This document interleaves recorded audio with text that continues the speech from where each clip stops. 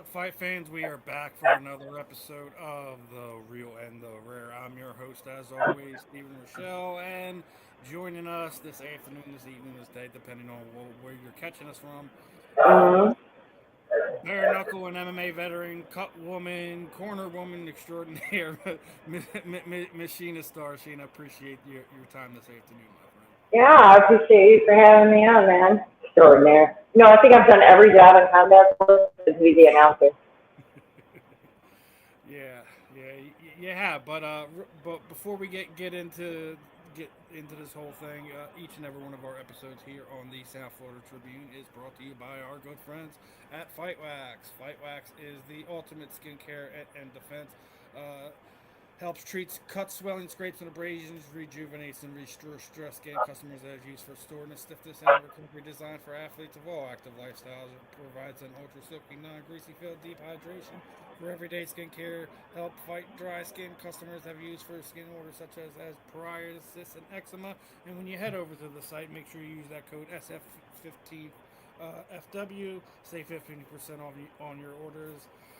Maybe we got to get my guys to send you some stuff when you start getting back into to doing Yeah, corner work and stuff like that, my friend. yeah, for bare knuckle for sure. Yeah, I do local pro boxing right now out of St. Louis, so I'm pretty active down there. It's not bare knuckle, but you got a higher cut ratio in bare knuckle. And Yeah. I like the blood. Well, you've been around the fight game for so long. I mean, it would be surprised if you didn't at this point in time. Right. Yeah, everybody else is cringing, and I got a big smile on my face getting my swabs ready. That's why I laugh when you see these movies and actors are like, just seeing the blood just made me sick to my stomach. I'm like, could you imagine one of these actors in a like being in an actual corner for an MMA fight or bare knuckle fight Oh or yeah, whatever? bare knuckle for sure.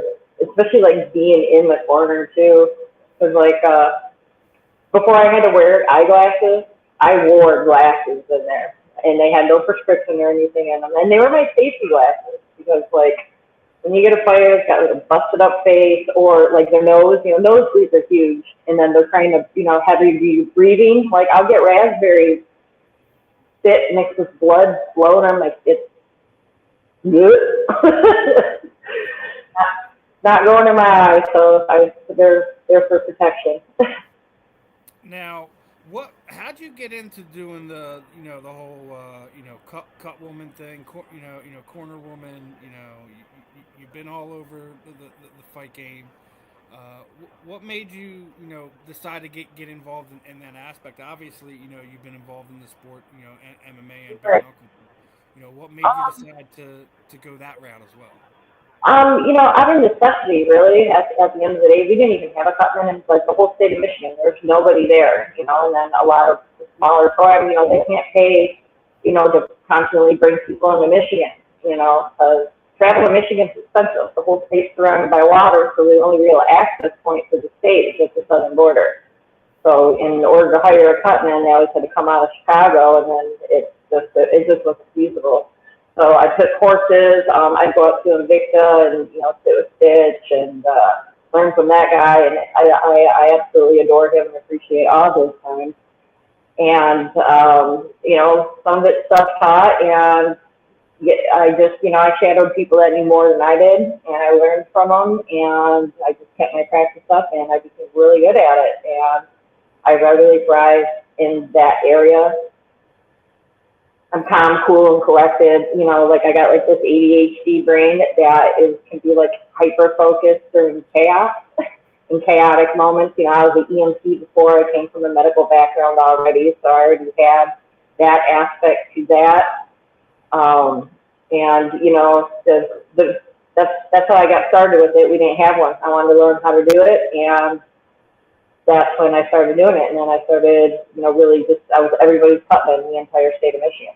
I was at a show every weekend for years, years. I was constantly everywhere, and then that branched off. And then I'd go to, I started being the cutman for Alliance Fight Group with Burt Watson, and then I went to Ohio and Chile show, and then I went and then I was a cutman at HFC, and then people, they see your work, if you do, you do what you're supposed to do and you do a good job of it, you really get recognized in that aspect, you know what I mean? So, I also traveled with Tony Lopez everywhere. I doubled as a cut man, and that man has a bazillion fights, and he had a lot of scar tissue, so I would go with him everywhere, and that's how I actually got introduced to Bare Knuckle. Is I was coaching Tony for, it was BKFC number two in Biloxi, and I was working opposite. I think Stitch was there even. I think Stitch was there at that event. I'm pretty sure. I don't remember. I don't know. There's so many shows. So, but that's how I got started with it, and just been doing it, the right way. I go to ABC training. Dr. Lee Durkin, ringside commission for the ABC. He does, the courses and the medical courses for the ABC, and they have, a couple of their little conventions. I think Connecticut is sometime in the fall. I think I'll be going to that one. Just to learn anything and everything, and just always stay on my game. Things change, rules change, and it's always good, just getting medical instruction and things from a doctor, a physician, especially a ringside physician that's been doing this for years and years. So. Is it easier being a former fighter to kind of get approved by your athletic commission to do things like that? To get approved as far as to be a cutman? Yeah, cut man, corner. Yeah, corner. Sometimes it does. It depends on the athletic commission. Usually anybody and everybody can do that job. A cutman isn't licensed under the commission. They're actually just, hired as private medical staff on top of, the doctor that, the commission. I just have usually just a regular corner license. So I just gotta have a corner license to be in a corner, and I'm hired privately, and no license for it, but people know who you are, you do your job, you do everything right, you just follow the rules by the book. That's why some of these little courses and things are so important for people to do. If anybody's ever interested in, maybe going down that avenue, or is, interested in working corners or anything, go to some of these courses and go to seminars and things that they have. If you've been around for a little bit, the basic rules, but it gets deeper. There's layers to it. You know what I mean? Yeah, it's not easy. Like we always talk about, the armchair quarterbacks, people complaining, referees and judges and this, that, and the third. But right. Contact their local athletic commission and try to do better. Right, exactly. And and sometimes they can be your worst enemy. Like I remember working for, I was cutman. I think it was for Alliance. And there used to be this little athletic commissioners in Pennsylvania. We called them Squid. And I swear, anytime anybody just started bleeding, I'm like, these should be professionals. He want to stop the fight immediately. He would want to overrule the doctor, and that commissioner would sit ringside or cage side and want to stop her in. And he was probably one of the most difficult people. I know he's not in that position anymore, but he was the hardest one, I've had to deal with. Because I'm there for the fighter. I'm there to get you to the next round. I'm there to, keep you together, control your swelling so you continue to fight and hopefully win your fight. So you learn, their language or their rules or what they're, trying to do, and then I can negotiate with these people like in the corner. Like a doctor wants to stop the fight. Hey, well, here, what if I do this? Or, she wants to keep fighting, or he wants to keep fighting. Let me control it. Give me another minute of the round. If not, then, we can, call it. What do you think? And then it's ultimately the referee's decision. But, we have these side discussions all the time that, people may not know about or, may not see. So it's one of the things, like you were just talking about Stitch. It was one of the things I talked about him Friday because, people who watched the last time that he was on TV was the Ronda Rousey Gina Carano card where he stopped the Diaz fight just because he couldn't get the cut under So control. he Go couldn't, and and if you look at give Nate a chance or the doctor a chance. He's like, I'm calling it now. I'm calling it. It's over. yep, and Uncle Stitch knows. He can tell. He probably already had a previous conversation with Nate before the fight. These things are usually talked about well in advance before. So I could Like definitely, you're sitting there saying how, when you were doing Tony Lopez, and Tony Lopez is one of these guys who's got a lot of scar tissue. You have those conversations like, listen, if you got a bad cut that's going in your, I'm giving you 3 minutes. I'm giving you a round. Or, know, if you can't get the fight or I can't get it under control, I'm gonna let the doctor call it. right, and I'm lucky that hasn't happened to me. Like I've jammed a lot of epinephrine in that man over the years, I swear. And well, here's another thing a lot of people don't know about Tony. All right, Tony is the last of the Iron Men. Okay, that man is he needs to be I in like remember a correctly because I interviewed him. He's got 100 wins in combat sports. If I'm yeah, correct. at least at least 100 wins. Well, here's another thing about Tony Lopez. He doesn't allow you to put Vaseline on his face before his fight. No, he goes in dry. Another thing he doesn't like either is hand wraps. You notice his bare knuckle fights, he don't have hand wraps. They make him put a little piece of tape on his wrist, and he went with that. You know, all his king of the cage fights, everything. That man has no hand wraps on behind his hands. I think one state made us put something on there, and he was fucking pissed. I don't remember. I think it was Minnesota. Sounds about right. But yeah, so Each state commission has different rules, like you were just talking about. yeah, they do. Like there's usually like standard, you're supposed to use between 8 and 10 feet of tape per hand. So like one roll of tape each hand for MMA. Boxing is too. It's right around 20. Some commissions are really strict on the minimum of using 8 feet, and no one really goes to 10. I mean, I've seen some crazy hand wraps in my time, but you know, some athletic commissions are like that. Sometimes they just don't regulate it at all. I've only had an athletic commissioner regulate me on my hand wrapping, and one is Pennsylvania, Nevada, and then California. But everywhere else is just pretty lax. As long as the fighter's protected, they're good, and they don't really give you too much trouble about it. Now, I want to ask you because obviously, with things that happen in your life, you've been away from the game for about 5 years or so, right? Are you Sure was. surprised when you came home how big, the bare knuckle side of things are right now? It was, Talking BYB or it was, BKFC or anything like that. The fact all that of it. is lapping in growth and popularity over boxing, over MMA, over the UFC. Does that surprise you? It did and it didn't. It surprised me about how fast it grew. In the beginning, of course I was at BKFC and we knew it was something special. We knew this was it. It was pure fighting. It was pure fighting. You know what I mean? Like the old school days, sometimes it's good to take it back.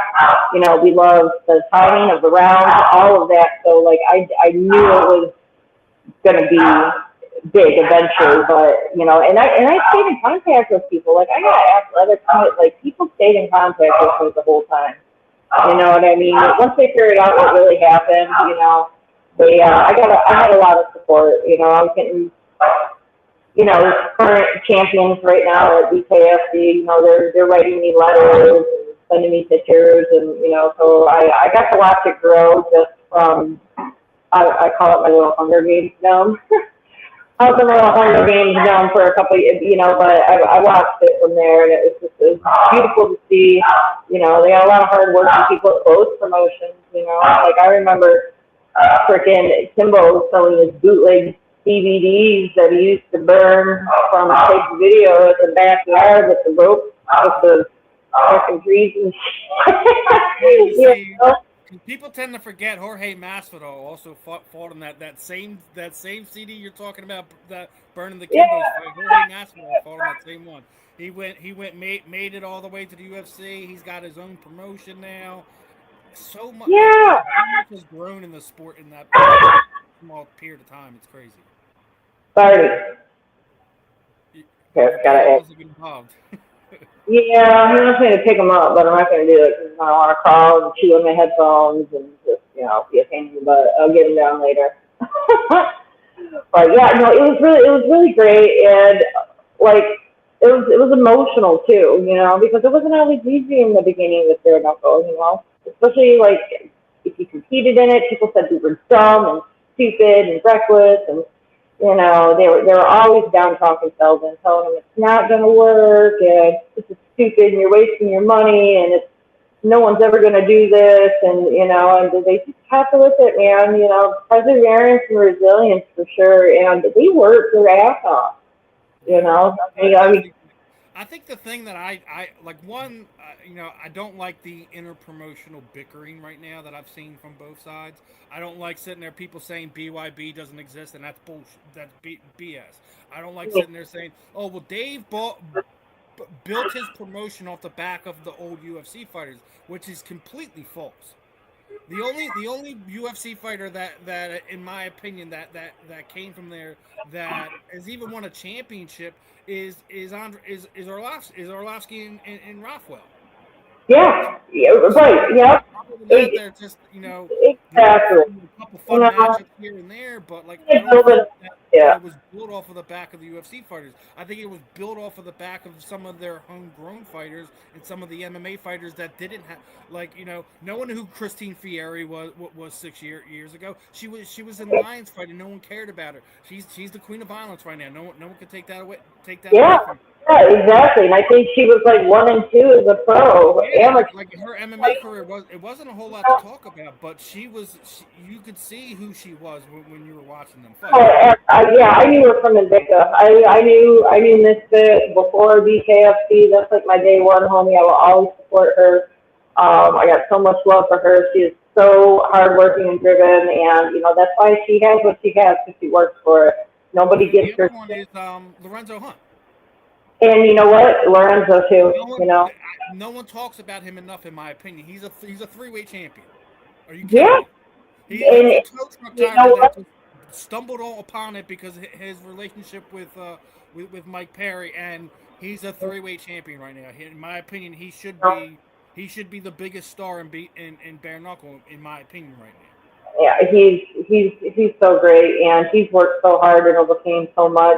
From upbringing to this, and he has such a good voice for. I'm always big on the next generation of people coming in and like our influence and stuff that we do. And he is such You a say good that, then influence. go look no further than Kai Stewart. He's a wrestler.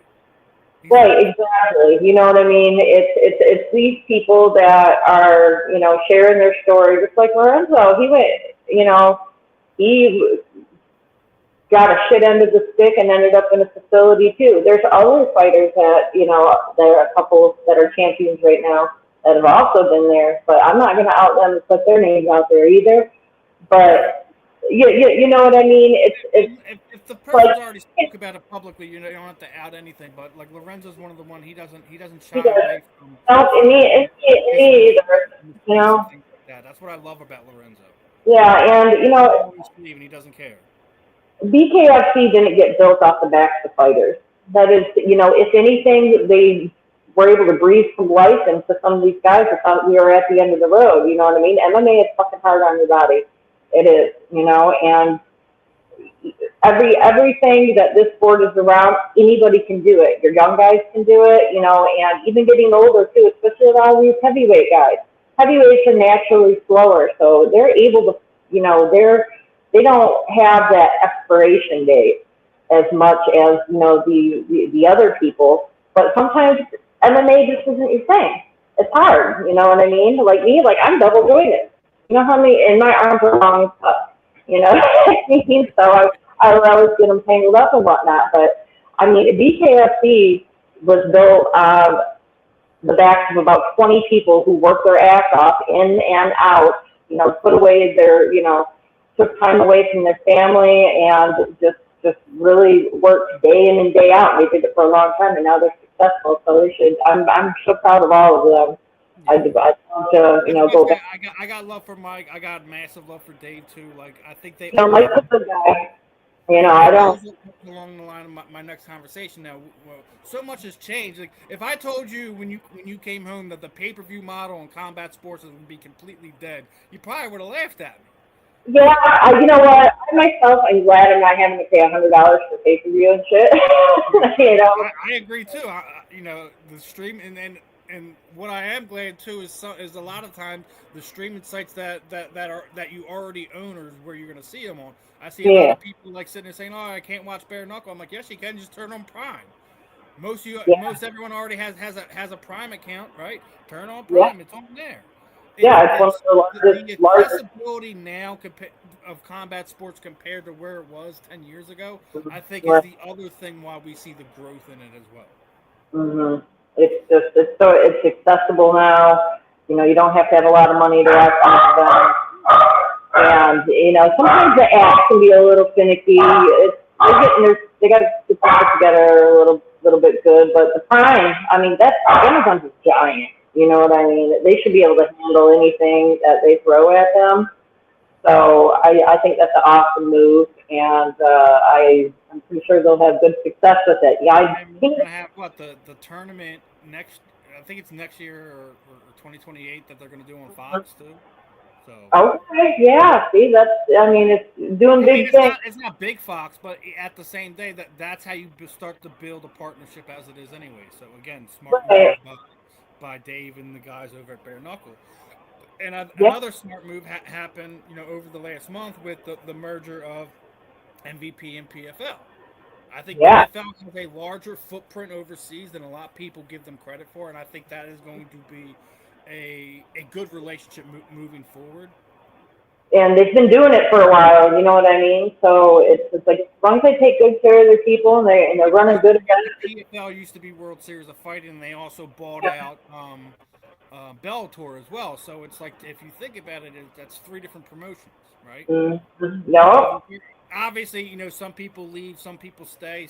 You might have people they who do. They move around. They don't always keep. When they do these mergers, they don't always keep the same staff either. So yeah, it's obviously there's going to be some rollover, so, but you also yeah, have cases where there's one or two people that stayed on from the World Series of Fighting days, from the Bellator days, yeah. etc. Yep, we still But got I those think old guys that the stay other around. thing is what MVP will bring to it is the the promotion that Jake Paul has around him. Yeah, he does. He's got his little cult following. But here's the thing: like, as Jake as a fighter, I still have plenty of things I can still question about. But as a promoter, what he does for the fighters, I don't think anyone can question that aspect of it. Regardless if you think what you think about Jake, and I still think that my biggest thing about Jake is he likes to pick on the lighter weight fighters. He walks around at 220 to 205 pounds, and he's almost consistently either fighting welterweights or middleweights. That's my problem with Jake. That's my only problem with Jake, and that's why I always think like when people say it's a fix, I'm like it's not a fix. It's just the cards are stacked in Jake's favor nine Yeah, times out of 10. The one time it didn't was the Anthony Joshua fight, and we already seen what happened. yeah, it's not the best matchup. You'll get that. But as a promoter, nobody can say anything about it. No, He no, you guys promote. Your to people are review. paid. Yeah, your people are paid. Your staff taken care of. Your fighters are taken care of. You're doing things the right way. That's all you really got to do in this business. You only have to do a couple things. You know what I mean? And, And and the other thing that, is, there's a place for them. I don't like Dana's comment that he made last week. That there's zero competition. That's BS because you have got competition all over the place. sure does. Regardless if they're pulling the same numbers as you or gate numbers as you, things of that nature is irrelevant at this point in time. You Hmm. know, you have a promotion that is was built off of your back, and right now, if you're asking me, over the last 5 years, they've let that name go to waste. Hmm. They've taken Dana out of a lot of these roles. He's doing other things right now, etc. I get that, but the brand that the UFC is built, something that was built over the last 30 years. To sit there and say that that merger is not a competition, I think is close sighted. Yeah, maybe he's just gotten so comfortable, you know. But that's also the line that he takes with everybody, so I'm not surprised by it. But I think in Yeah, reality, not so, really you know. worried about it, but also like it's one of those things. Is like we got to make sure that they're not picking up guys that we could use, in our promotion. Because I think the UFC has a real problem because they're not developing any new stars. They're not. No, well, it's because like a lot of times it's like I don't know how many, and I'm not gonna name names to be a hater, because I wasn't the best, fighter with a best record or anything. But some of these people they pull into the UFC are just these padded up fucking guys that can't fight. Really, I mean, so they can, but it's just like it's not like it used to be.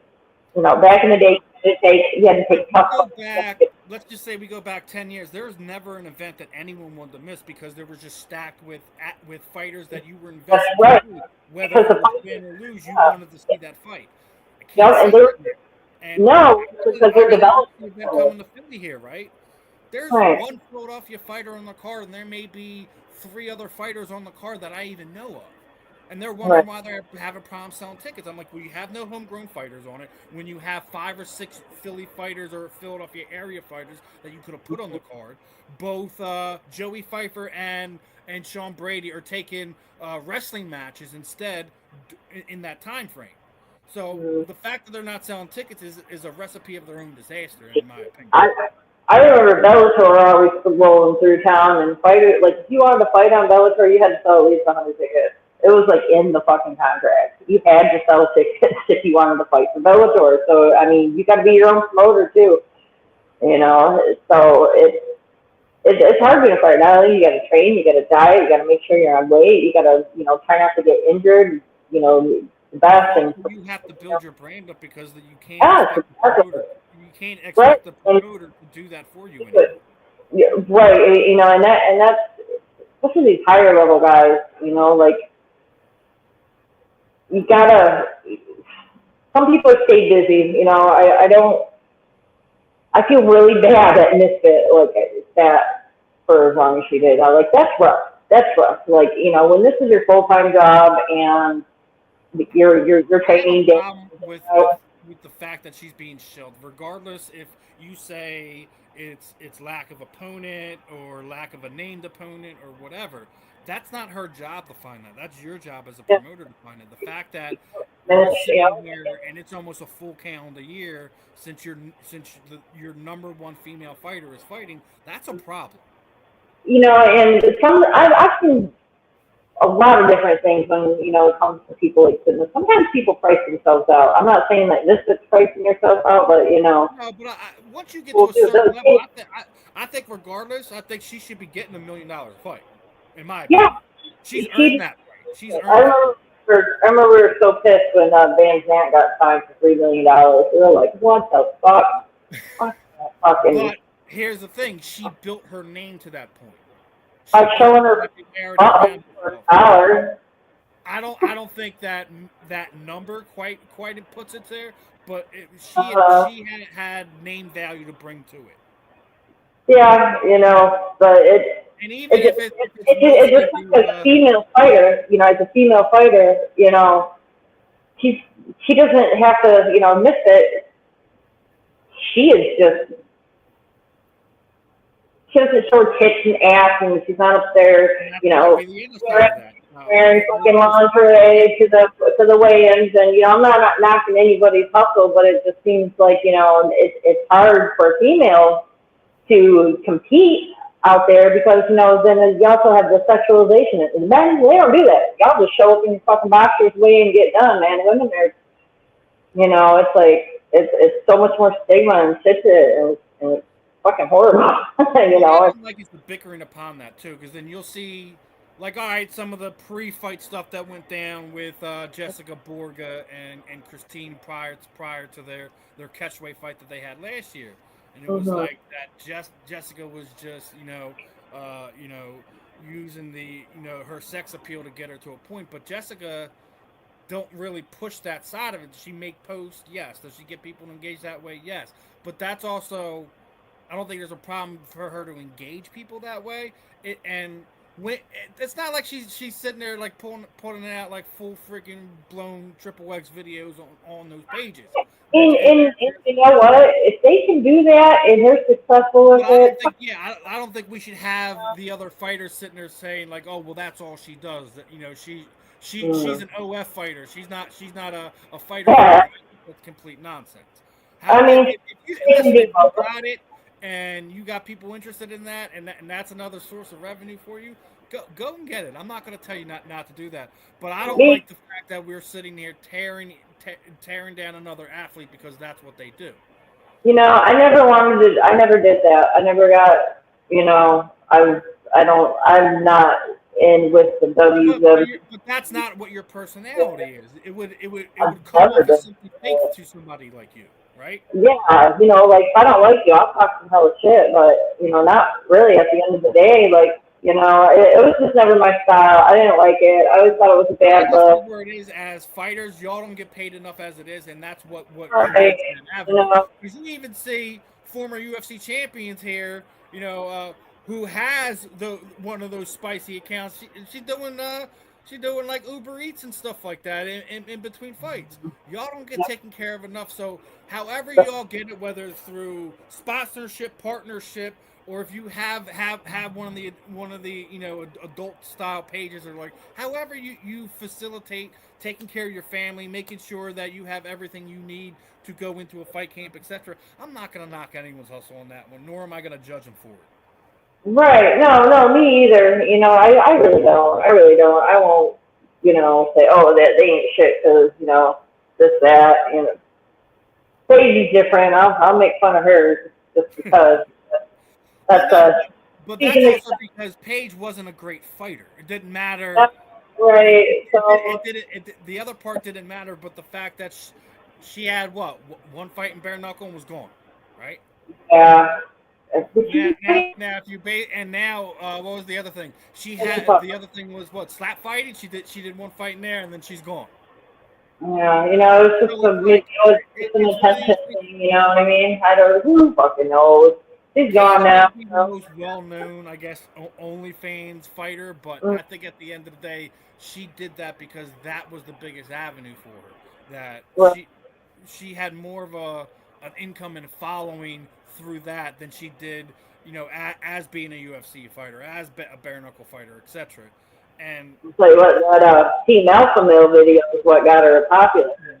if you can get it, go get it. That's all I'm gonna say. Like, listen, That's right, but you even know, if one of these fighters, if they have an open relationship or if they're a swinger, that's still not a reason to judge them or tear them down. who What they cares?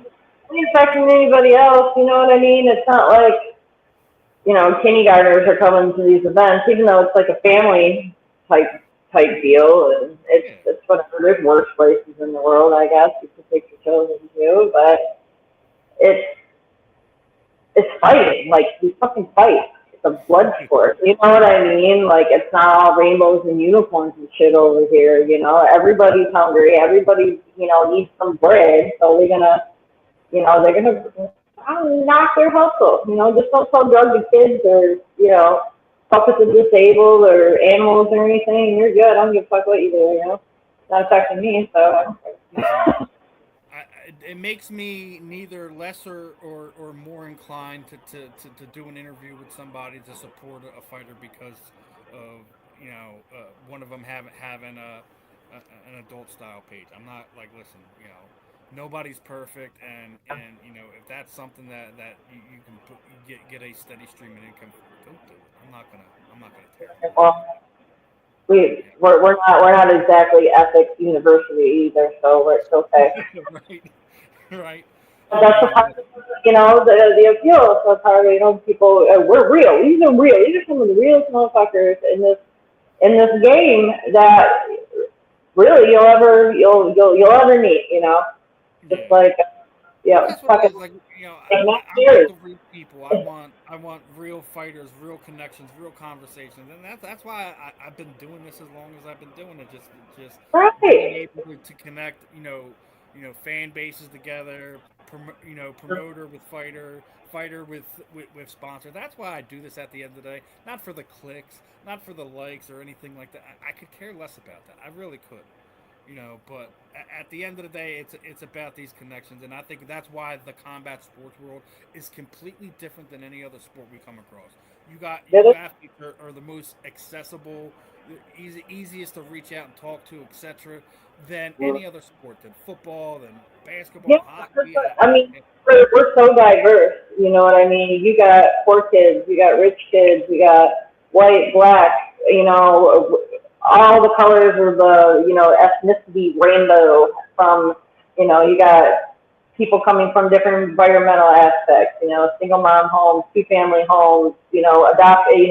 Everybody. It's a sport for everybody. You don't have to have a lot of money to participate in it. You can, start at any time, really. And I mean, this is a sport for everybody. So it's so diverse. And those of us. But that doesn't mean we're excused from having twats come into our world. But we talked about comments this week. Hmm? Did you see Jonah Hill's comments this week? Yeah. That was kind of disrespectful. What the shit out of you? I don't think he realized when he said that it would come what it is. I don't think he realizes now you're going to have people purposely coming up to you, calling you the fat kid from Superbad. Oh, Just God. because they want to see your reaction. And the fact that you're a celebrity now puts a unique target on your back. I don't think he realized how this was going to turn out. Do I think you should let people know, like, hey, like I don't answer to that? You shouldn't come and say that to me. And yeah, I'm currently in the middle of training and getting myself to a point where if you berate me or put me to a point where I feel you're disrespecting me, I'm going to put you in your place. It's somebody's going to teach him a lesson. I'm going to say it now. It's going to be a bad one, but you don't see Tom Hardy going out there sitting there saying, I'm not this character, and if you say anything like that to me, I'm going to annihilate you. Really? That's not to sit there and say that he's not a high level. I think he's brown belt. I think so. Yeah, pretty high. I only ever got my blue belt. I've been a blue belt for like, I don't know, 12 years. 12 years. A lot of people like to put the gi on and continually to build it up. So. It hurt. My body hurt, man. So, I was just going to do like MMA and jiu-jitsu and all that. Like, I'm out like drag racing, dirt bikes, motorcycles, moto crashes. Like, I'm an adrenaline junkie. I've done a lot of cool shit. And, I hurt because of it. So bare knuckle boxing, see, that was great. 2-minute rounds, bam, set. I had some performance anxiety issues in the past, but I got over that now. So that's good. That part would really suck. I would get like these adrenaline dumps sometimes, just out of fucking nowhere too. And then it would happen like sometimes during the fight, and then it would seem like you are underwater, like trying to fight in your dreams and you can't throw a pitch punch. I hated that. I guess it was a hormone, some hormone imbalance. Because I had thyroid cancer back in the day, and I guess I still had issues with it. I didn't know our healthcare sucked. So, but I got it taken care of. Yeah, man, it was horrible. I'm like, holy shit, man. I'd train all the time, and I'd be like, like fucking gym star, doing great. And then, a couple fun ones, and then we'll get into the serious ones, right? We were just talking about, bare knuckle and where it is right now. If you had to do your bare knuckle Mount Rushmore, who are you putting on there? Right? Here's a graphic that I came across that has Christine, Britton, and Lorenzo Hunt on there. Who should be the fourth? I think those three should definitely be up there. They should definitely be up there. So then my question would be exactly how this one asked. Then who should be the fourth? Because they have to be DKFC. I always say this. It shouldn't matter what the promotion is. Just bare knuckle. Okay. Well, I think LT Smash needs to go up there. LT Nelson. LT is legit. That's he's currently champ over there at BKB, and that boy is.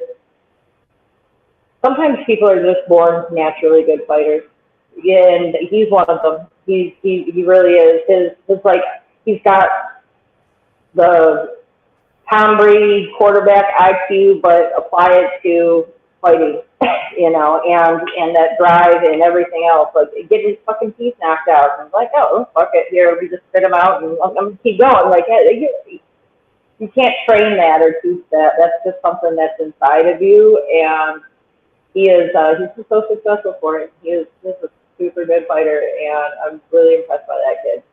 And his mom is fucking awesome. I don't know if you've ever been to a BKB event or seen when he fights kids. I haven't been to a BKB event. That's also because BKB hasn't really been in my backyard too much. Where I've been able to cover 3 out of the last 4 BKFC events that were here in Philadelphia. Yep. Basically, was in my backyard. Like I don't think I told you. Like my mom's gotten really bad over the last 5 to 6 years. So I basically been at home caregiver, and whenever I can get some coverage to be able to do that, to be able to cover an event, I will. But if I can't get coverage, I can't go cover an event. So absolutely, and it's good being with the people at BKFC. I really like them. They're my day one people. You know what I mean? And I just have. I used to cover Jay's promotion when he was doing MMA, doing XFE here in Philadelphia and in the surrounding areas. Mm-hmm. I remember when CFFC bought his promotion, and then him and Dave, his son, was just walking around doing grunt work.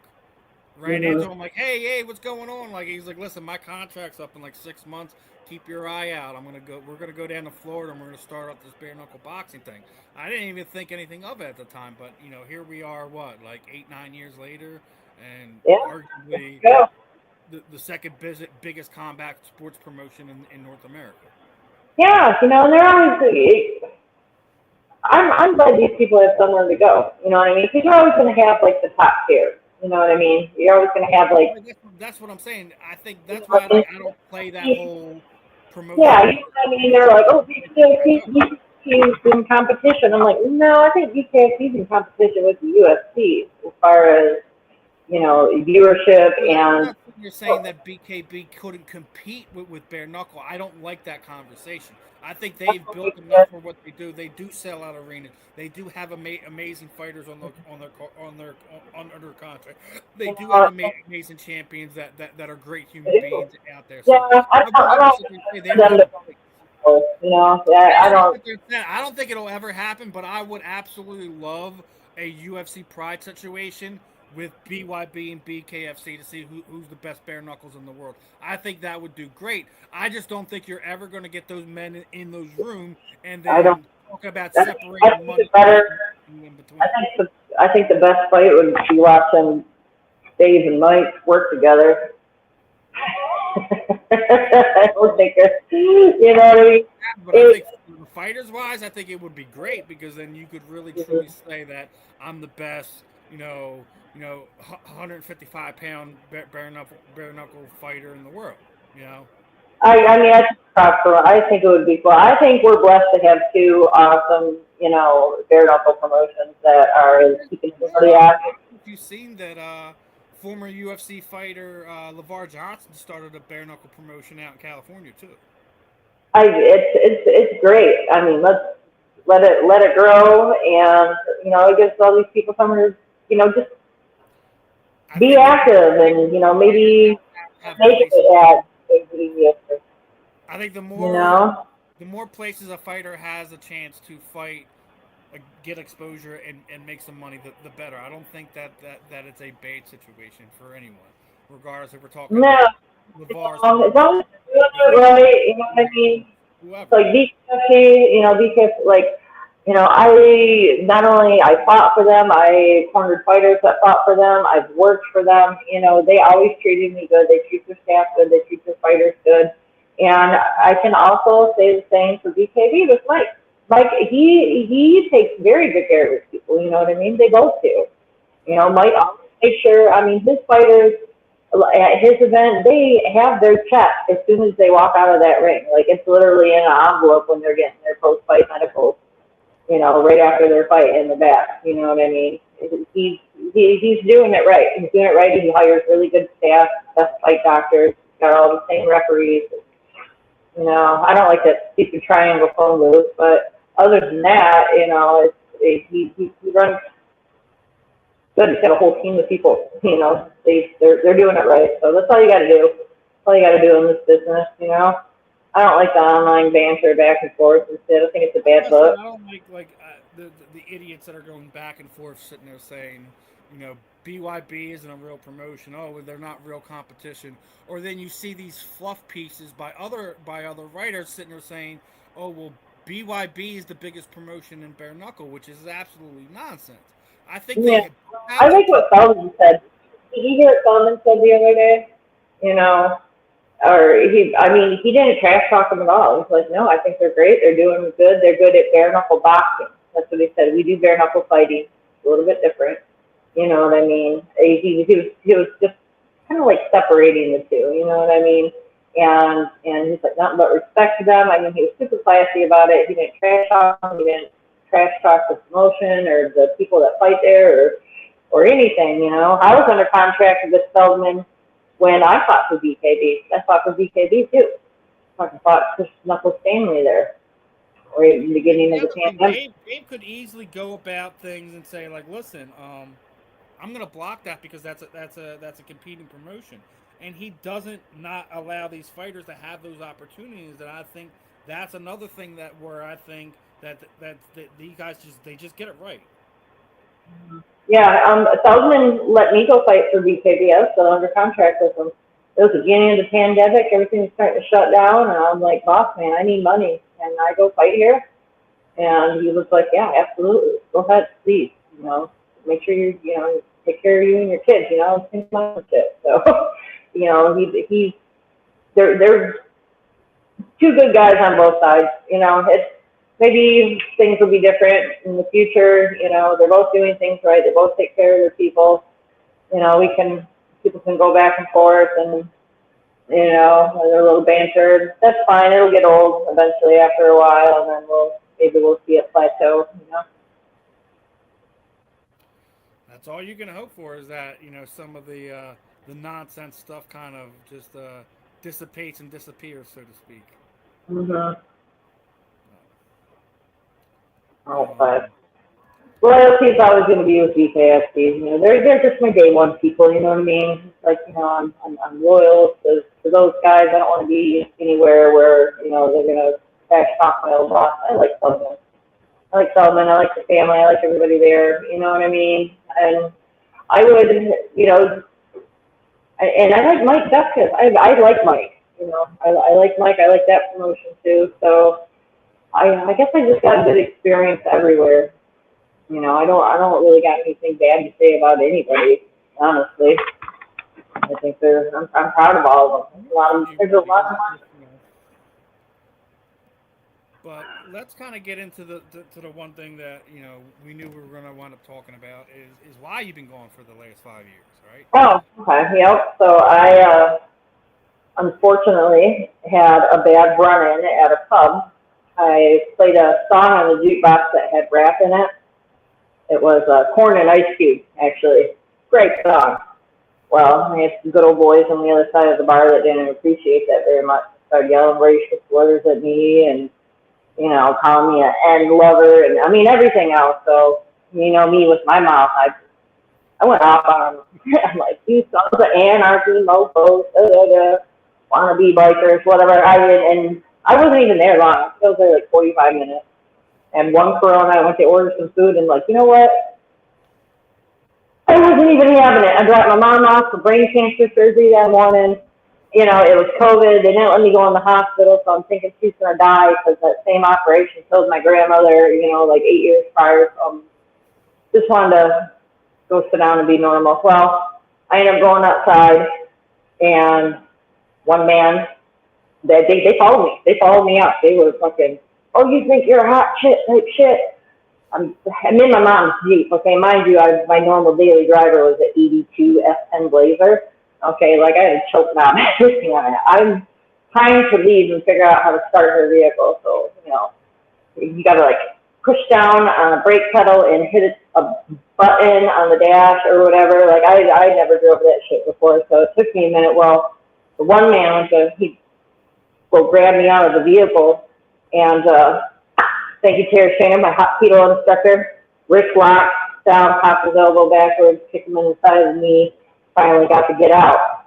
As I'm taking off, the other one tries to go in front of me, and that's the one I hit. I didn't run him over. Okay, he fell over. He fell over and he hit his head and he died of a brain bleed 2 days later. Okay, so because it was self-defense, here's the thing with the state of Michigan. I was basically sentenced on the technicality. In the state of Michigan, they don't have a self-defense law. So I had a restricted license in Michigan at the time, even though I had a valid Missouri driver's license. And because my license was restricted in Michigan, it was for not paying a driver's responsibility act fee or something, because I'd already moved. So I already lived in another state and everything. But in the state of Michigan, if you are committing any civil infraction or a misdemeanor during the time of your self-defense, then you're not able to claim self-defense. So no self-defense at all. They almost tried to make it like I did it on purpose. At first, they figured, oh, it's in a bar or something, so they assumed I was drunk. Absolutely not.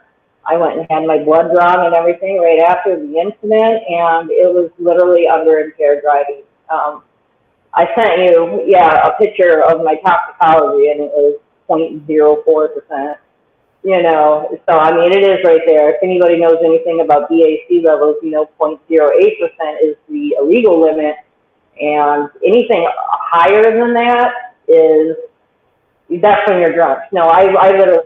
It said your legal alcohol was 104. Yeah, exactly. That's under visually impaired. Like that's one beer. So I had no drugs in my system. And alcohol was a beer, literally, finally, someone told me the truth. I'm like, yeah, I only had one beer. There's my paperwork right there. There's my proof. I wasn't drunk. None of that was true. You know what I mean? And I'm glad I didn't have any drugs or anything in my system because I would have got reckless homicide. So I didn't get charged with a DUI. I didn't get charged with reckless homicide. They tried to make it, and in court, because they tried to make it like I was the aggressor, like I had started it, and they tried to use my fight stuff against me and said, oh, she's got a problem with alcohol in the past. I had a DUI 20 years ago, okay, and yeah, I made a mistake 20 years ago, okay, but that was 20 years ago. I never made the mistake again.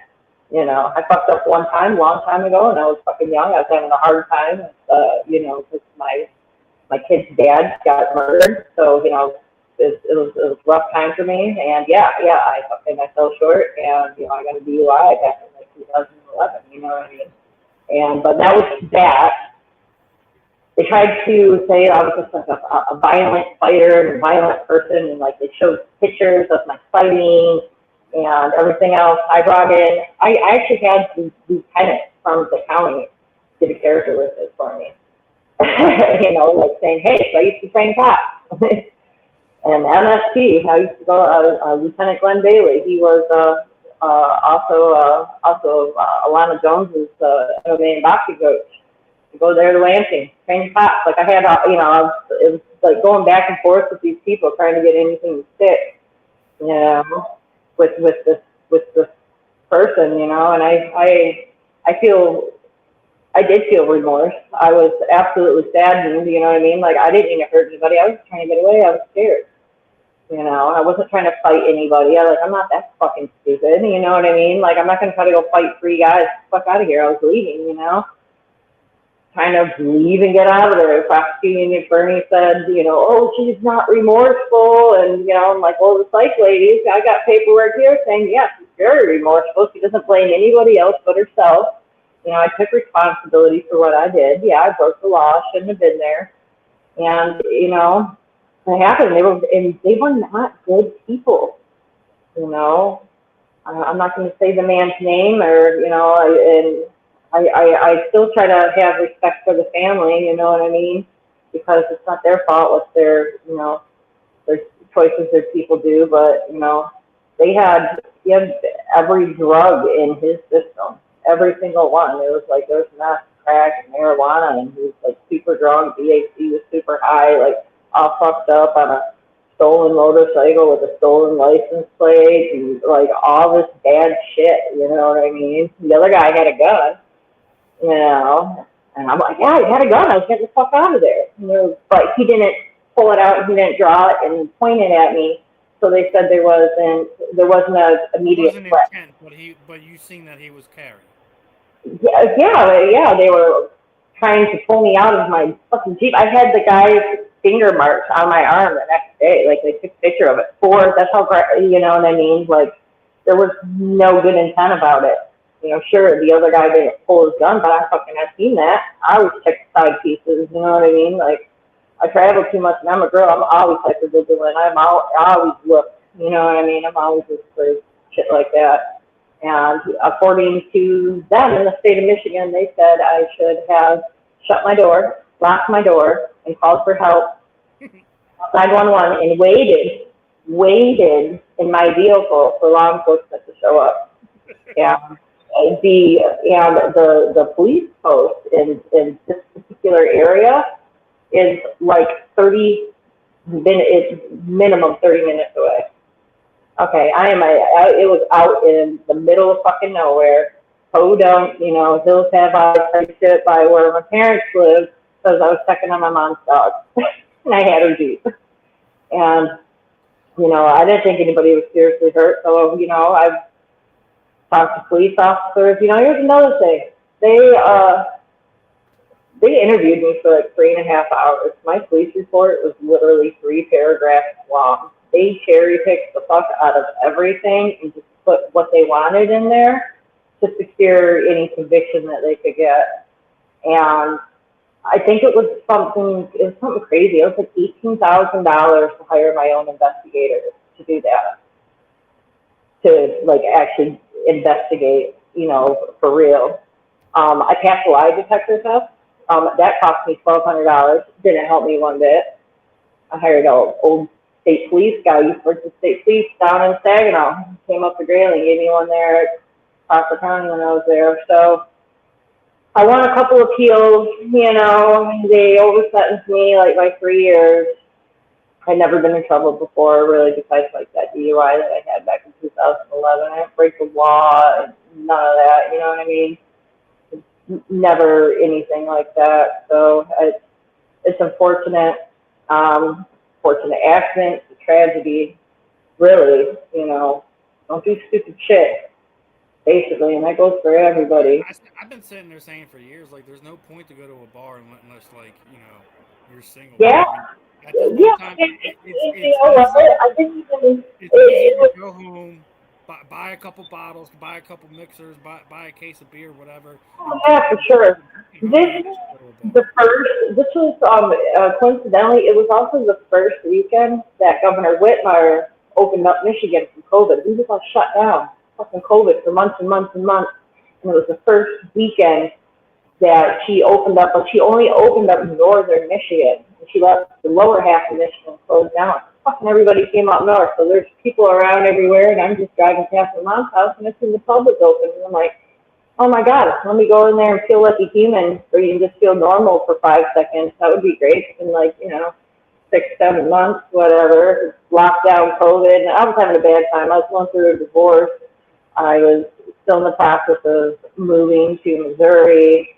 My dad had just died. We couldn't have a proper funeral, until later on because it was closed down because of fucking COVID. I lost my dad suddenly too. He was coming back from a fire run. My dad was assistant fire chief, Station 3 there, and lost him. And then all of a sudden, then my mom had brain cancer, and yeah, it was. I had all that going on. I got kids. I'm trying to manage this. Trying to manage the pandemic.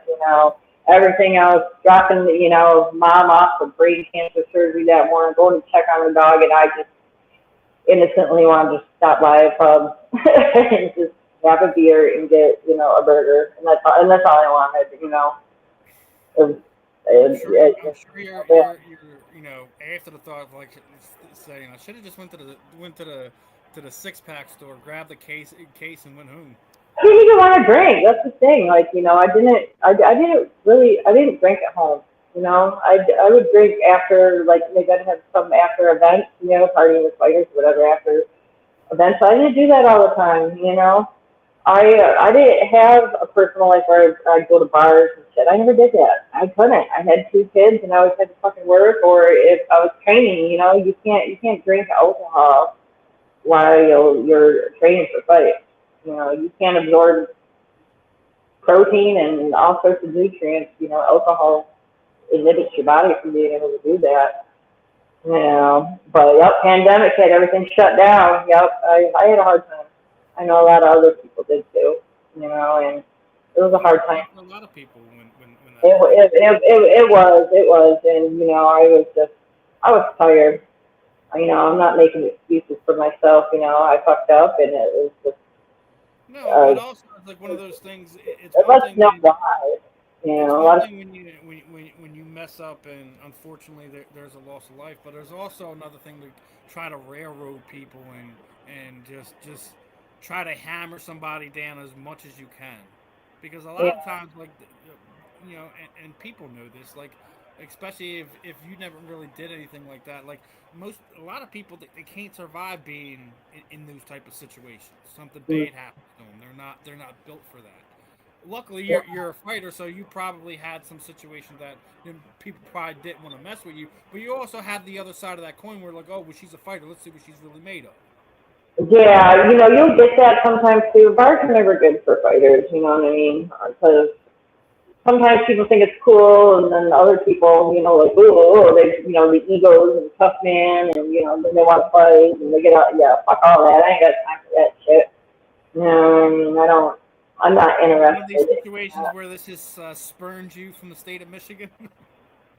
You know, I didn't know a lot about the justice system there and how all that stuff works, you know what I mean? And I couldn't believe that they don't have a self-defense law.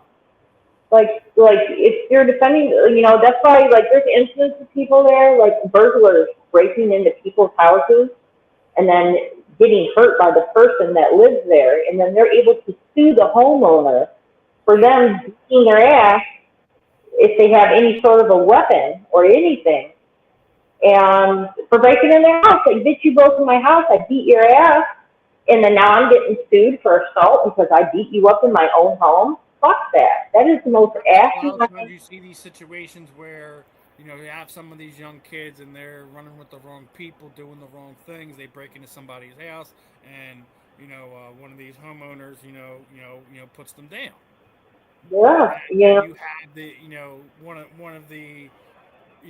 one of the people that broke into their houses, their family, is now they're going to go about suing the homeowner because it was excessive force killing my child who was breaking into your house and stealing your goods dude, and this happens in Michigan all the fucking time. It yep. really does. You know, this week there was a girl there, um, at the prison I was at, and this is a really sad 110% real story because I've seen her paperwork and helped her with her appeal. This girl was she was she was raped with a pair of scissors. Scissors. Okay, you heard that right. And she got the scissors away from her attacker. She fought him off after he sliced her up like, you know, Freddy Krueger. And she stabbed him like 112 times. They sent her to Yes, prison. excessive force. Yes, yep, they called it grotesque force response.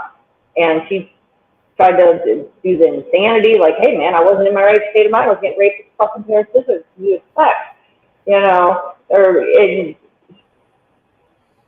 It sucks that we have to say this, yeah, but like when you're well, finding somewhere that you want to live, you really have to look at these type of things because yeah, like I could not believe that. You know, they sent her. She went to prison for like 9 years. It was like 9 years. Okay, she was a rape victim that used got the weapon away from her attacker and used it on him. Who cares if she stabbed him 300 times? Okay, she could have stabbed him once, killed him, what? Then you probably still would have sent her to prison. Was you going to give her less time? I just couldn't fucking believe it. I was flabbergasted. That's why I'll never live there again. Never way. I live in Missouri now. So they don't do that here. You know, that's also another. That's also another reason why I only got 12 months parole. Anybody that goes to prison for homicide, they always get 4 years. Okay. I got the parole board see my papers, you know, obviously to see your case, and they talk to you about it when you go through the parole board, and, you know, they kind of apologize for it. They're like, you were here way too long here. We're only going to give you 12 months parole, and, you know, here you go. You can go back to your home state of Missouri. And I'm like, yeah, that's funny. That's another thing, because they originally tried to charge me with fleeing the state to avoid prosecution. And I'm like, no. I live there. I told you, do I need to stay here? Am I being arrested? Or, you know, or do I need to, you know, can I go back home? Oh, yeah, that's fine. I gave him my number, my address, everything. I was fighting on fucking pay-per-view, okay? Bare Knuckle pay-per-view. Like, if I'm trying to hide from the law, I'm probably the worst at it if I was doing that shit, you know what I mean? And yeah, you know, and like I read news stories trying to say like, oh, she fled the state and she tried to run, and I was like, the fuck I did, you know, I had to pull body cam footage for that. That was a part of my first appeal. Won that one. Bunch of corrupt motherfuckers. I had no idea. I've never seen the report. It said you were sentenced up for 5 to 15 years. So. Yeah, yep. So that's how that one goes. It should have been. That's what it can be, 5 to this. But my sentencing guidelines only said 18 to 24 months, and I got 60 months.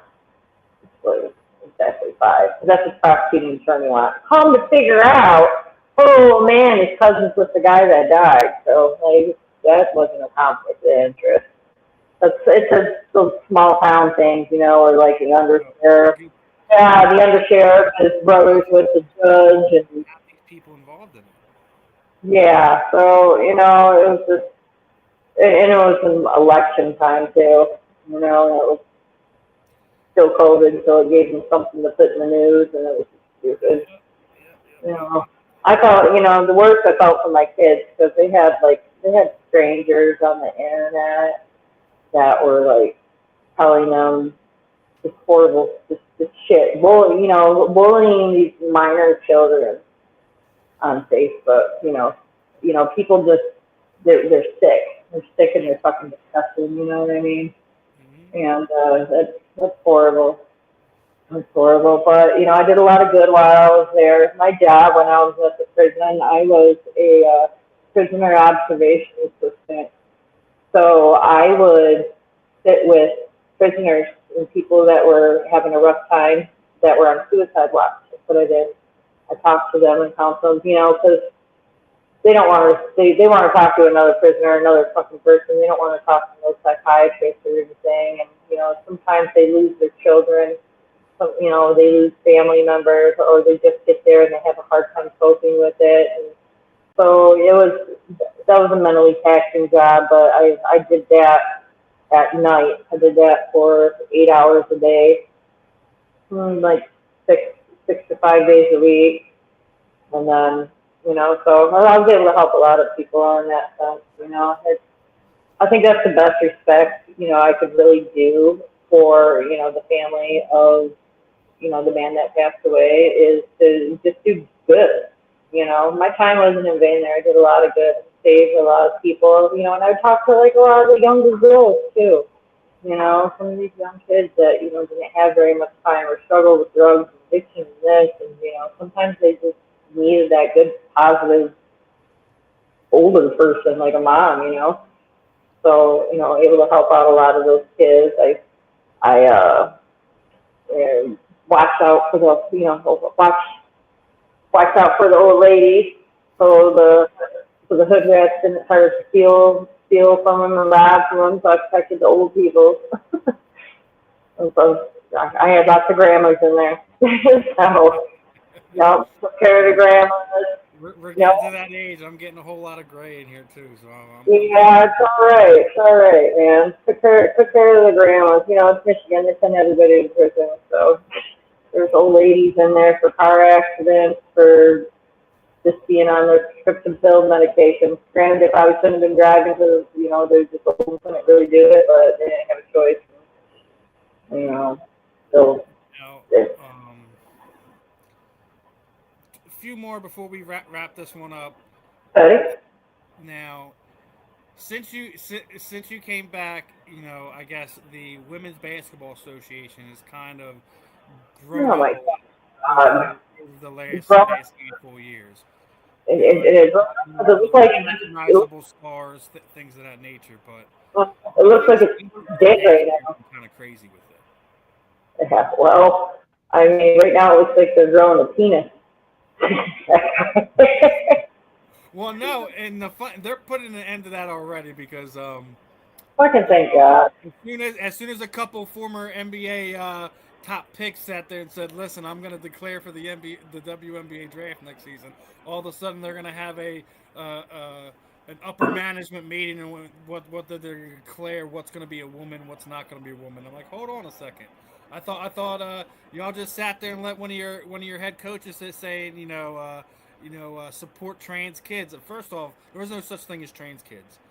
There's no such Mm, thing. That is parental abuse, in my opinion. yeah, and the babies. But Mm, that's another argument. What you're seeing from some of how it's being covered and who they're coddling, who they're protecting, and who they're going after is completely nuts. So like obviously Sophie Cunningham's the villain of the year right now, and you just seen one of their writers, Sports Illustrated, go out there and said Sophia Cunningham got a bitter taste of karma after drawing the flagrant foul. This is a writer for Sports Illustrated, not not some random basketball site or sports. This is Sports Illustrated we're talking about. That we can sit there and say crazy stuff like she's getting a taste of her own medicine. What? I mean, granted, last year she So, got she got called so what did she for do? for She flagrant spoke out. herself. Go ahead. Did she like just like what speak out against transgenders in their sport No, or? and she's not like arrogant like that either. She's like basically whatever her team needs, she's gonna be that. Over the last few years, the star that's on her team, which is I don't know if you're old enough to remember baseball. Will Clark, that's the girl Caitlin, who's kind of been Yeah, the no. driving force beyond the growth of the league over the last few years, and they've been taking a run at her over the last few years. Well, after they would take a run at her, Sophie would get on the floor and she would handle business. I'm going to protect Mm-hmm. my player. So somebody went in for a shot and she just went and hip tossed him to the ground. Words were thrown around like she's when you're acting out of character for a basketball game, she's going to be the one that's going to come in and correct it. So I don't think No. she's arrogant or anything like that. And her response to this whole thing has been great. She's like, clearly, I think it was unnecessary, but never really spoken to her. There's no beef between her, but I guess she's got some pent up stuff that she need to get off her chest. All right, whatever. She's like, it's fine, I can take it. She's not one of these sitting there ones that trying to play cry victim or trying to. Okay. You just say, guess what? I can take it. You can throw this at me all day long, and that's how you should respond if you're an athlete in that situation. But then Right. like other things, they just want to make it a point. Like you were just talking about the trans community, they've been going after her for the last 2 weeks because she's like, we have to protect the female athletes in these sports, and Yeah. that the female sports should be for female sports, not for men who now identify as women. Listen, we've already watched that movie. Joanna Man doesn't end good for Joanna. Okay. I forgot about that. Funny. So it's I, I think that if they're going to continue to go down this road, they're going to run out of steam of all that building that these two athletes have done over the last year. And it's not just them. There's obviously other stars, but these are the two most recognizable players that we have for this sport right now. But it's just ridiculous that we're seeing how this goes about. Yeah, I don't. I don't get it. Like, I constantly have to, answer to, like, I'm in combat sports, okay? No, absolutely men cannot go in there, all right? Yeah, I mean, we remember when Tamika Brents got her damn skull fractured from Fallon Fox. Yeah, by Fallon Fox, and then Ashley Evans Smith A beat the skull living out fracture. of A skull fracture. Like, get the fuck out of here with that. You know what I mean? And I'm just like, look, we don't care that they don't want to fight with men. And you know what? Make your own league. That's Well, what I then was saying. Like, listen, and make their own league. make their own It, league. it's dangerous and it's not fair. They're like, oh, well, there's not enough fighters. I'm like, look, okay. There was a time, because I came up during, the pioneer women MMA period. You know what I mean? Like, women weren't in the UFC. Was Dana there a done whole it. lot of women when No, there WWE absolutely came wasn't. out? You know what? Our community survived. We built our sport up. We built the interest. We got other women interested in it. Ronda Rousey helped a lot of that. I'm not gonna lie. I don't really like her, but she helped spark a lot of interest in these women and things like that to get our sport to where it is now. Female combat sports. Because we weren't even around barely, 20 years ago. And we've had to put in a lot of work to get where we're at. I'm going to be damned if, some men are going to go in there and be like, oh, we're going to compete against you. No, fuck you guys. You can do exactly what we did. You can, find your poster child, go find your Ronda Rousey, and y'all can just fight each other. That's fine. We can put you on the sanctioned card event. You know what I mean? You can fight with other people there, just like the women fight. I don't know if you've seen this. New Jersey has done something like that where they have two transgender fighters fighting one another. Yeah, see, that's fine, And it's not even about the You have hormones. two transgender people fighting one another, then that I am fine with that. Let that happen. No, We can't have these it's situations not where fair. It's not. It's dangerous. You know what I mean? I don't care if they're on hormones that suppress your testosterone and everything. Now, biologically, men have, and this doesn't go away with hormones. Your bone structure. Okay, first off, your bone structure, your fit, your skull, everything is bigger than a woman. Their skeleton is literally designed different than a woman's. We have smaller bones. We are smaller. It's not a fucking thing. And then you got your muscle mass too. You're always going to be stronger. That muscle mass may decrease a little bit, but it doesn't go away. So you can take all the hormones you want, and it's still not a good spot. It's still not good. And the transgender people I know, they agree. They agree with. the way I would look at it is I'm not going inclusion via the exclusion for the females. I can't do it that way. Do Yeah, I no. think transgender people as a whole have a place? If that's what you do, that's what you do. But when it comes to athletics, sports, and competition to that, there has to be a line drawn. There has to be. Yeah, there has to be a boundary there, and I can be empathetic with them and all that and everything, but like, my best friend is a transgender man, okay? All right, my best friend is a transgender, okay? So, like, I support their community with, equality and everything, but there's, no, lines are drawn when it comes to There has and to be when guardrails. There has to be something in place. I don't agree with it in, high school sports either. You'll get women knocked out. It doesn't matter if we're talking professional, if we're talking about high school, college, if we're Yeah, talking I don't. if we're talking about little league baseball. It doesn't have a place in my opinion. It doesn't. I hope they get something figured out soon because leave the women alone. Why isn't ever anybody wants to go to the other way? I always want to come the way. You just laid out exactly why they won't go the other way. You laid out exactly why. You don't get it the other way around, so I just think it's kind of fucked up. It's just the way life is, and we live in a crazy, weird world. And last one that I want to talk to you about is kind of on a good note, right? we see a lot of nepotism in the world, right? Regardless if we're talking about athletics, former football players, kids doing this, that, and the third, whatever. But we're just talking about the female combat sports. What do you think about former UFC champions? Frank Mir's daughter is going to be making her I guess job interview in front of Dana White here at some point in time in the next month or so. She's been a NCAA world champion. She's done grappling tournaments. She's had several MMA fights. Do you think she's going to be one of the first girls from the I guess the second gen of combat sports fighter to kind of make a big splash in the combat sports world? She's been around it her whole life, you know what I mean? So it's like where she feels comfortable. It'll be, interesting to see her make that transition. She's got all all the right people around her, and best training, diet, everything, you know what I mean?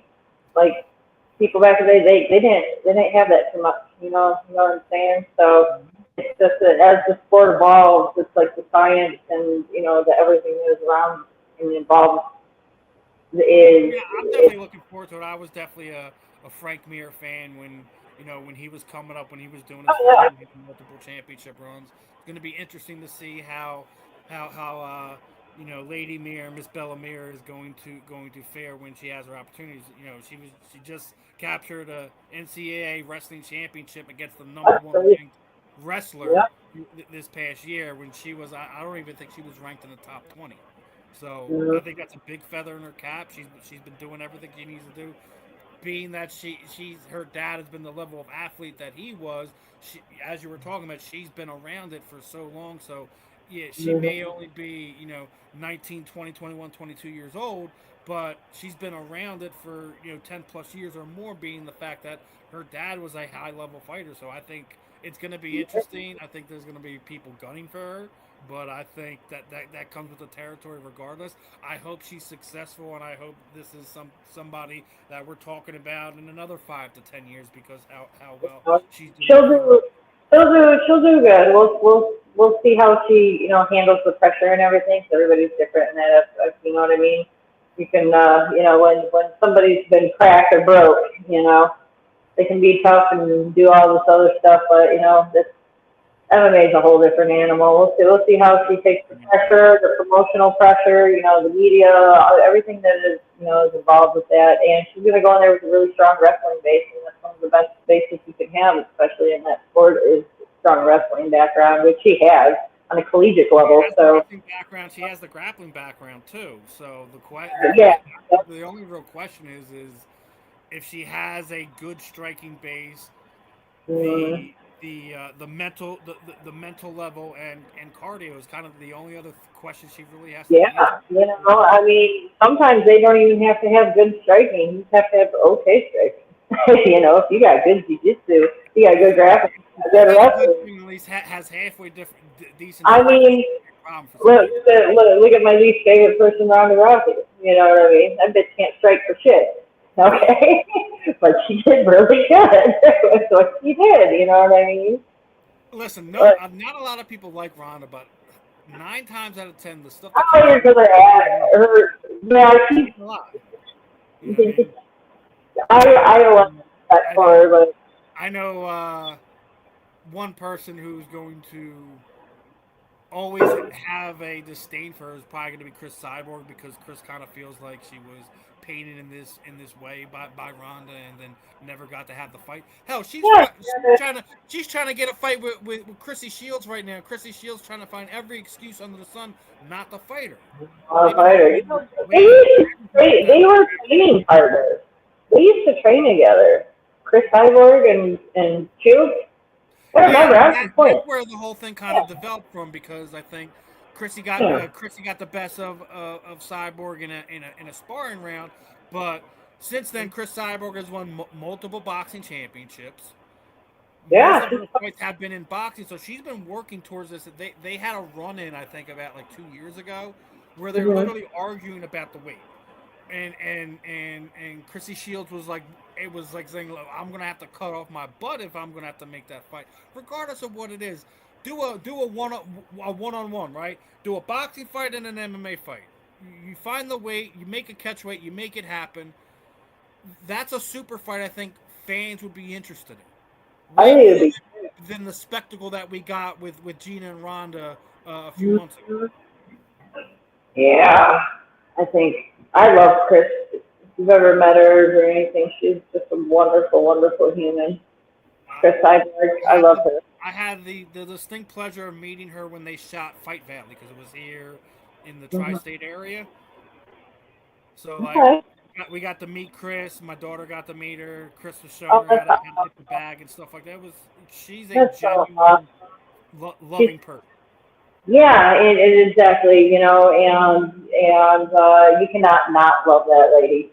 Yeah, She's, she's special. She's special, and I really like her a lot. So, yeah. She's I respect Rhonda too, and Clarissa a little bit. She's always been kind of a fucking asshole. So I don't.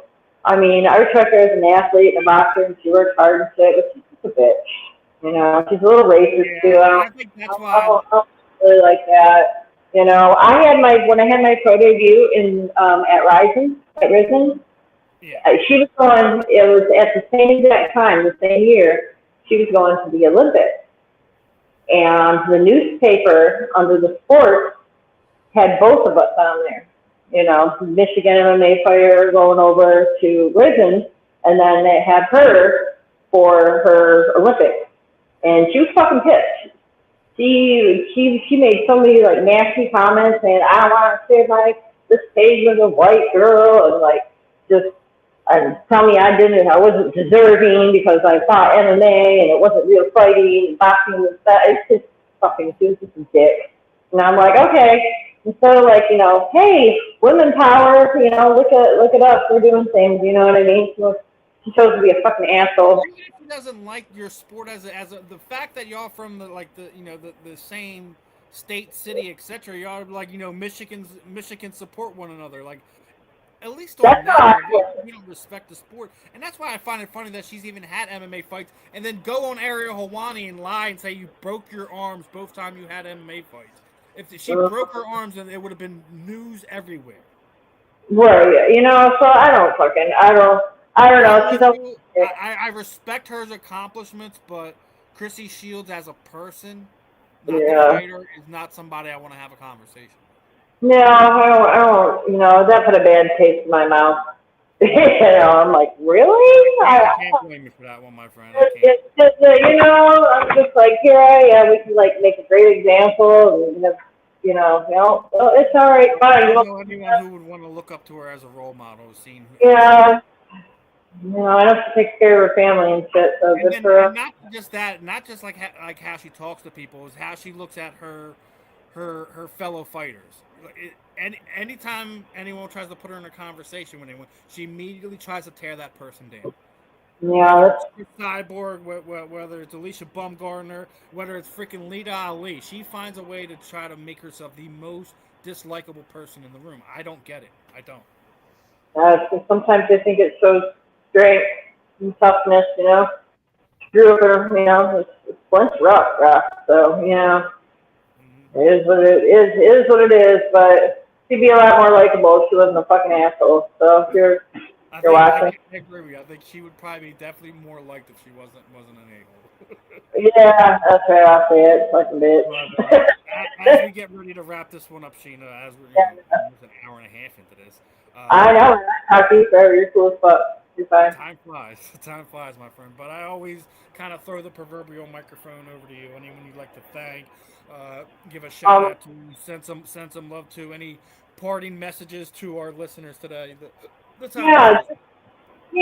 just anybody and everybody for your ongoing support for me. My family.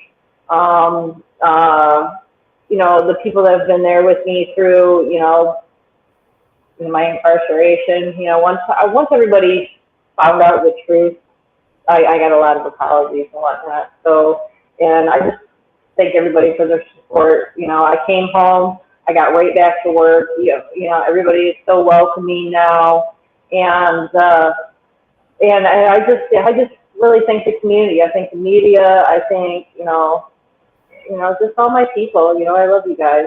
So if there's anything anybody ever needs, hit me up. You know, you know how I roll. So yeah, that's really it. You know, of course, you know, glory to God, Jesus Christ, Lord and Savior.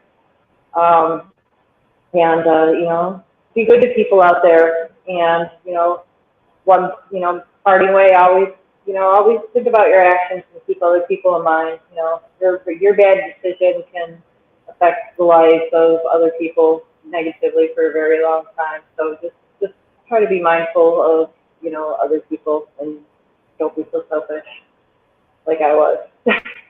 But I'll leave it at that, buddy. Life always sends us lessons, my friend, and unfortunately, It, it sure does. And gotta learn a lesson the hard way. And up and God doesn't let you pick what makes you struggle. So yep. it's not about this, and it's where I'm going. You know. Glad you're home. Can't wait to see you doing your thing. And like I said, once you when you start doing some more corner woman cut Yeah, match, I'm going to go back. I'll get my guys at Fight Wax to send you some stuff and see how it Yeah. goes. You know, Okay. Yeah, that'd be really good. Some of these guys, some of these bare knuckle guys, definitely the star tissue. I know I got one on my list, Jimmy Savage. Yeah, I look at you. Actually, he just sent me a message. It's funny, you know, he was supposed to call Stitch earlier in the week, and they're dealing with some fires where he's at. So he's like, he's like, not gonna be able to be in touch over the next like week or so, as you know, dealing with evacuating my family and this, that, and the third. Oh So God, that's horrible. Fucking it's God. life always throwing curveballs at us. So that's all I gotta say. You know, wish Yeah, you the God. best. Wish you the best. I'm gonna do what I can to connect my people in the combat sports world. Sheena, appreciate your time this evening, my friend, and stay in touch. I will always stay in touch, Steve. I appreciate it. You're my old school friend, so known you for Yes, a long sir. time, buddy. Yes, sir. One of the few ones that still stuck around this combat. Yeah, yeah, you did. You've been there, like my I've been whole my. following sport in this sport since 2013. You know, I didn't Yeah, start my first podcast till about that time, and then you know it's just been you've being been able around to talk to forever, people like you, world champions, you know, through multiple different promotions, for sure. promoters, CEOs. I've talked to everyone in the fight game. I think you all have a place, a story to tell, and you know Mm-hmm. it's gonna be it's looking forward to seeing what the future brings for everyone. So appreciate your time. You know, when we get done, I'll you know shoot out the reels so you to share and stuff like that, and continue Yay! continue to do our fun. Appreciate your time, my friend. All right. Thank you. Not a Bye. problem. Bye. All right, everyone. That was the one, the only Sheena Star, and definitely an interesting interview, guys. Make sure you're following her on all her social platforms. Puma Star, Sheena Star. Um, Another fun one in the books. You know, definitely a lot longer than I wanted to go, but that's life when you're doing an interview. Make sure you hit the QR code at the top. Subscribe to all the proper places for South Florida Tribune. Showing us love: Facebook, YouTube, X, you know, whatever your platform of poison is. And we got another fun one lined up for you this week as uh, NFL veteran and former Colts tight end Marcus Pollard is going to be joining myself, Ben Troop, and Marvin Pale this Wednesday from it should be 11 to 12, maybe even longer. But make sure you guys are locked in. Appreciate everyone for tuning in, and I'll see you guys Wednesday. Peace out, my friends.